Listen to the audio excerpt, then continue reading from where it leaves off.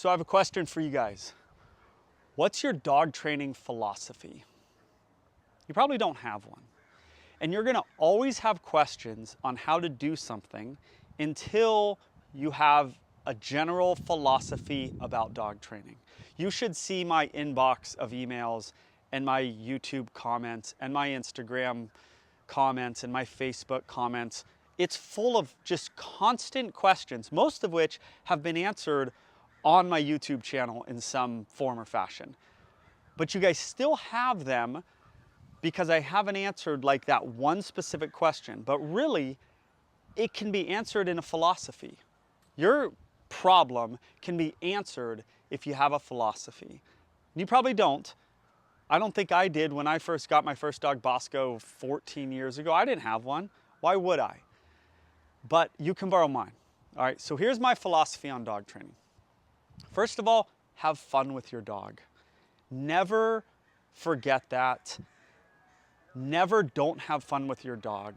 Why did we get a dog? We got a dog because we wanted to enjoy them, because we wanted them to bring something to our life. And fun is a part of that. Especially have fun with your young dog. Because having fun with your young dog isn't just good for you, it's good for them. Just like children, you've got to laugh with your kids, and that goes away a little bit as they get older. But we got to remember that, especially with young kids and young dogs, have a lot of fun with them. Be very patient with young dogs. You'll see stuff all over my YouTube channel about age appropriateness. But just remember, have fun, especially with your young dogs, but throughout life. Now, the problem is, you guys tend to have too much fun with your dog sometimes, okay? The problem isn't, oh, my relationship with my dog is bad, or I'm not having enough fun with my dog. The problem is you're not disciplined enough. But I just want you to remember to always have fun, because that's why we got dogs. Second philosophy, so that's number one, always have fun with your dogs. Second is age appropriateness. You can never forget about age appropriateness. In the same way with kids, we treat them very different at 2 years old as we do at 14-year-olds. It's the exact same with dogs. Again, those comments, they're filled with questions about 4-month-old dogs and 9-month-old dogs, but those answers are completely different, and you have to understand that. Age appropriateness, you got to be very, very patient with your young dog. 2 months to 9 months is the super duper duper patient time. Be so patient with your dog. Do not be hardcore with your dog. We have bigger issues we're trying to do from 2 months to 9 months. We're trying to build and raise a well-balanced dog. And from 2 months to 9 months, getting hardcore is gonna hurt them when they're a year and a half old. Okay, be very, I'm not saying you let your 4-month-old with those little needle teeth jump on your kids and constantly hurt your kids, and we just let it go because Joel said be patient with your 4-month-old. That's not what I'm saying. I'm not saying you let your 2-month-old dog poop on your expensive carpet. I'm not saying that, okay? You got to be focused on those issues. However, overall reaching philosophy is being very patient with your dogs at that age. Then when they hit 9 months old to a year, you're a little less patient, right? They're becoming an adult, and it's time to start to be a little more serious with them while always having fun. Remember that. Get serious. Then when they hit a year old, it's time to get really serious with them, okay? And that goes to my next philosophy. So the number 3 is start to get serious with training at 1 year old. This is the biggest problem you guys have, I would say, is you guys don't see unacceptable behaviors as unacceptable. Or maybe you do, but you just don't know how to deal with it. That's where I think my YouTube channel has a lot of information. If you go back and just look, you're gonna see the answers for aggression. You're gonna see the answers for leash reactivity. You're gonna see the answers for not coming to you. You're gonna see it, it's on there. I put it on there. But you have to see those behaviors as unacceptable. How do we deal with unacceptable behaviors? One, you have to make sure you know they're unacceptable. You know how to deal with unacceptable behaviors. You go get the dog, you grab him, you sit him down with the energy that their incorrect behavior deserves until they understand that it's unacceptable.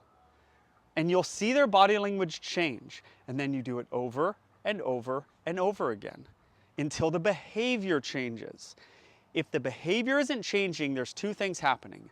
The timing is wrong. That's why I say the clap and the marker for an incorrect behavior may be a hey, and then you apply the correction, which can be grabbing the dog, putting him into a sit, whatever it is. But you have to make sure you understand that that behavior is unacceptable, and you need to apply the correction to the unacceptable behavior, and then do it over and over and over again. So the timing has to be right, and the correction has to be enough. So if you think about it, if the behavior is picking up your shoe and chewing on your shoe, how much reinforcement do they get from doing that behavior? Quite a bit. So your correction has to be a little bit more punishing than the behavior is reinforcing. Okay? All right. And the second part to that is nothing for free. You need to have the philosophy that they don't get anything for free. You want to train a sit and a down? Do it twice a day when you feed them. Sit, stay, food down, release. Then every day go a half a second longer and maybe 1 foot farther away. Every single day. How about you add a down to that? Sit, down, stay, put the food down, release them. How about when they go out the slider door? You do a sit and then you release them, and then as they fly out the door, you take 1 step into them and you block them with your knee. They won't run into your knee. Well, sometimes they will, and it hurts, but you got to do it. Then they'll start to not fly out of doors. How is that going to help you on loose leash walking? Every time they go out the door, you do that. It's going to help you when you eventually have their leash on and you walk them out the door. Even my loose leash walking method that has gotten so much fanfare and comments and love from you guys is simply a process of nothing for free. We are not moving on out that door until you've proven that you can handle in the house. We are not taking that right and going down the street until you've proven that you can walk nicely out my door to the street. We are not going to go see that dog until you have proven that you can handle walking down the street. Nothing for free. Then you can eventually lay off once the dog knows something, but you have to have a nothing for free attitude. And I'm not talking being super hardcore. Remember my first rule, have fun with your dog. But you got to start implementing some discipline in the dog's life. If your dog now is aggressive or turns reactive, what are my 4 rules? You don't let the dog jump on you when you come home. When you say come, they need to come to you. They don't pull you down the street, and they don't sleep in your bed. So you guys are commenting to me and being like, hey, how do my aggressive dog, blah, blah, blah, blah, blah, but you probably haven't done those 4 things. Right? I've shown you how to do loose leash walking. I've shown you how to train the dog to come to you. I've shown you how to train the dog not to jump on you, and getting your dog out of your bed is a pretty easy fix. Once you do those things, then we can start talking about the other aspects of aggression, but you got to do those things. So, have fun with your dog. Be patient with your dog, especially during certain ages, and then get serious about training and serious about unacceptable behaviors are unacceptable. That's what I think your philosophy should be about dog training, okay? You're gonna have a good dog if you apply those things. If you already missed that puppy stage, or they're a rescue that was running around in Kuwait, I just got an email, I think, about that. The dog was from Kuwait and military brought it over. Okay, it's not a great upbringing probably. We need to work on that, but that doesn't change the philosophy that I just said. We missed that first stage. Okay, we're gonna still have fun with our dog, and then we are going to be no nonsense when that dog turns a year old. Doesn't matter.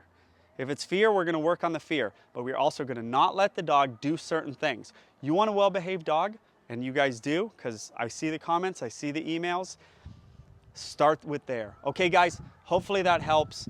I don't do a lot of videos like this. I didn't have a filmer today, but I still want to get a video out. So hopefully that helps you a little bit. Steal my philosophy, and that is my philosophy.